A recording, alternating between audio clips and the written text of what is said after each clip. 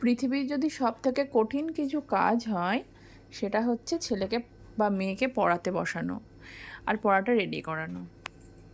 প্রায় 1 ঘন্টা হয়ে গেল ওকে পড়াতে বসেছি। এই যে এখানে আমি বই নিয়ে বসে আছি, খাতা নিয়ে বসে আছি, আর হনুমানের মতো ঠামির খাটের এইখানে ওখানে ঘুরে ঘুরে বেড়াচ্ছে। কিছু একটা বলছি, সেটা 5 মিনিট ধরে বলতে হচ্ছে, তারপর সেটা করছে। তুই বানর? হ্যাঁ, তাহলে এখানে আয়।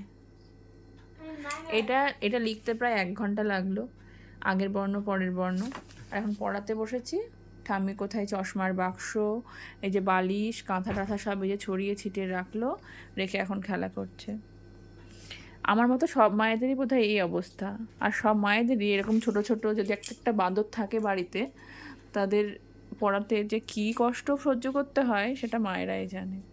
আমার তো ধৈর্য একদম থাকেই না, মাঝে মধ্যে আর বাবাকে দিয়ে দিই পড়াতে। তো সামনে পরীক্ষা আসছে, ভাবলাম আমি নিয়ে একটু বসি।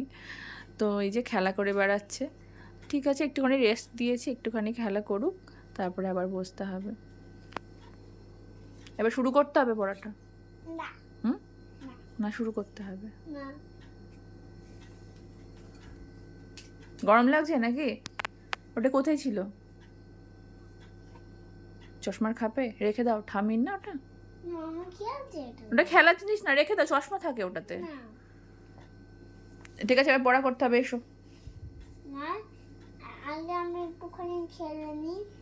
অনেক খেলা হয়ে গেছে, এবার এসো।